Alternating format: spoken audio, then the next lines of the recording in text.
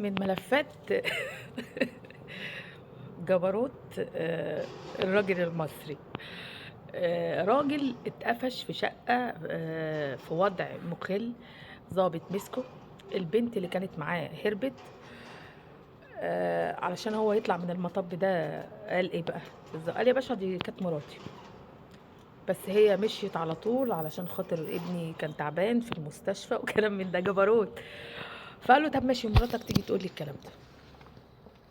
طبعا اتصل بالمدام، قال لها ام الخمس عيال تيجي قدام الضابط وتقولي ان انت اللي كنت معاه في الشقه، والا ورحمه امي لا اعمل واسوي.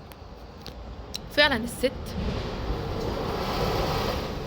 جت واقرت قدام الشرطه ان هي الزوجه وان هي اللي كانت معاه. فده من ضمن الجبروت.